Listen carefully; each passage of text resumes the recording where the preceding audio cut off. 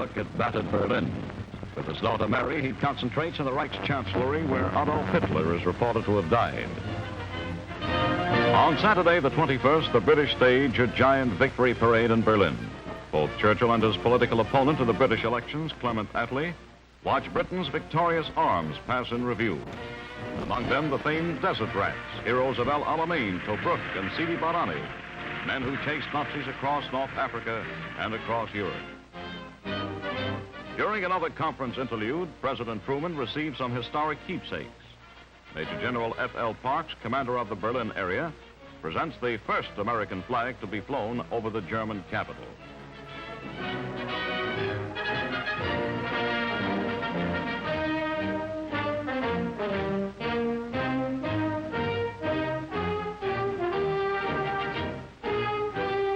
And from Sergeant Bob Elliott, editor, a bound copy of the Germany edition of the Army's famous newspaper, Stars and Stripes.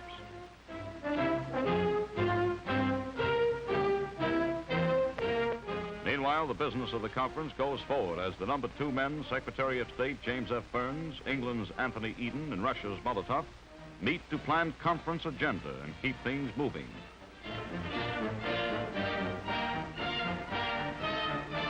In the garden, the big three of Churchill, Truman, and Stalin pose for photographers. Among them, Hugo Johnson and soundman Al Oeith of Paramount News. A semi-official gesture in the event of Mr. Churchill's possible replacement.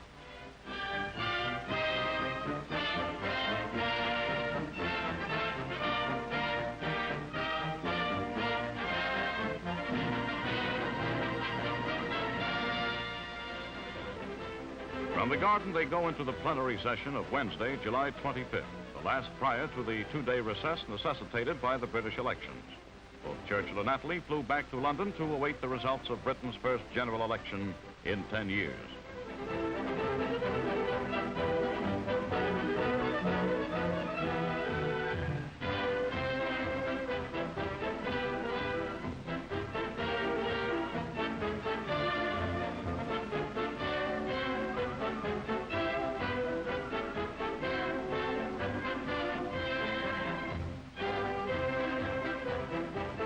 Later that day, President Truman and Secretary Burns arrive at little 10 Dowling Street to bid goodbye to Prime Minister Churchill. Then Generalissimo Stalin arrives and joins in a hearty 3-way handshake. These three had had 15 full hours of direct talk together at Potsdam. During the entire trip, the President was able to attend divine services regularly. At Babelsberg, he attends a Catholic and a Protestant service the same day. He is shown here after service with an old personal friend, Colonel L. Curtis Tiernan, Chief Chaplain of the United States Forces in the European Theater. During the 2-day wait for the British election results, Mr. Truman flew to Frankfurt, where SHAEF had been disbanded only 10 days before, and which is now the headquarters of the United States Force European Theater. With General Eisenhower, he inspects our troops.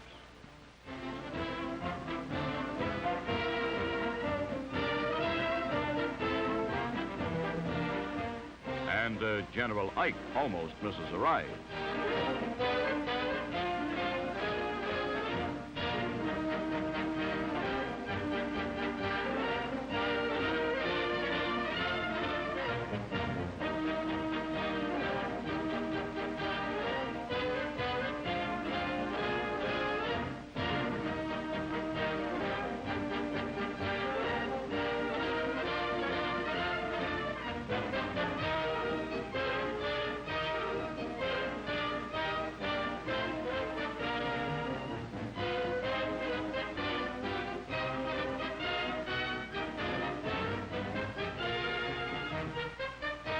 The President, with the entire nation, is proud of our fighting sons.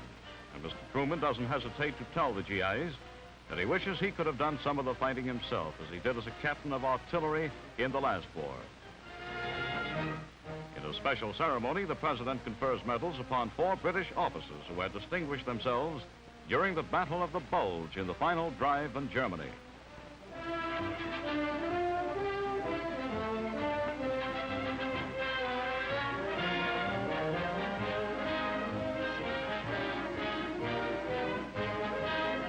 Then an airfield with prefabricated runways laid down by our troops serves as a parade ground. And General Eisenhower's men put on a big review for their chief.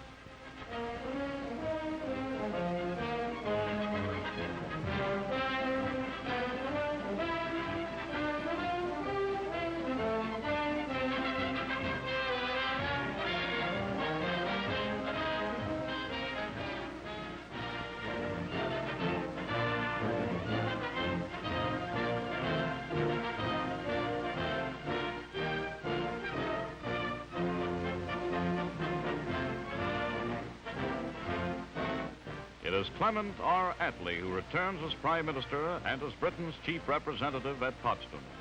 Mr. Churchill was defeated at the polls by a surprising sweep. Britain had swung to the left in her domestic policy. Now the new Big Three meets. Mr. Truman greets Ernest Bevin, British Labour leader and now Foreign Minister in the Attlee government, replacing the dapper Anthony Eden at the conference.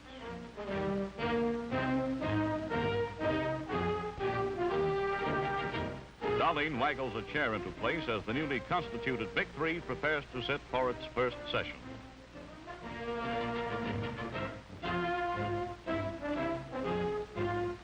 Afterward, the photographers want the new Big Three recorded for posterity in this now familiar garden background.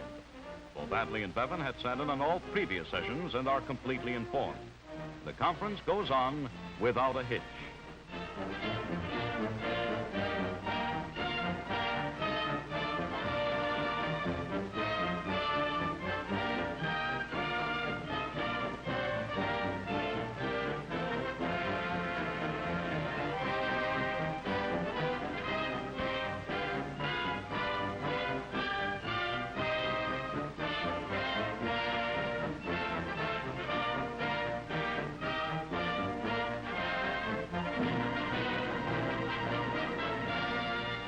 Other kinds of sessions are held in Potsdam, too. Ominous ones for the Japs who had ignored the Potsdam Ultimatum. The top military figures of the United Nations get together.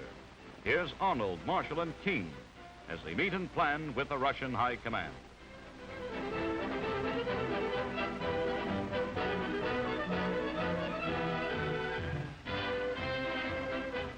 The historic conference is over. President Truman and his party start home, flying first to Plymouth, England, where he is greeted by King George VI aboard HMS Renown.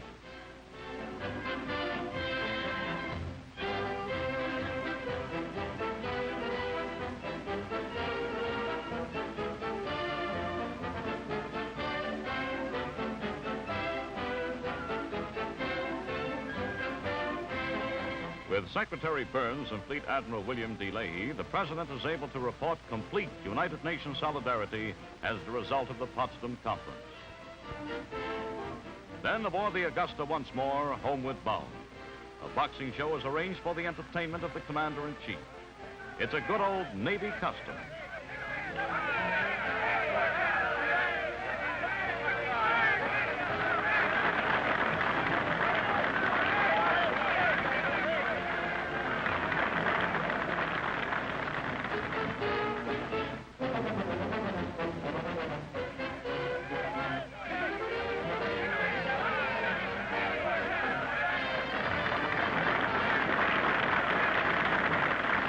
The President, a real fight fan, thoroughly enjoys himself.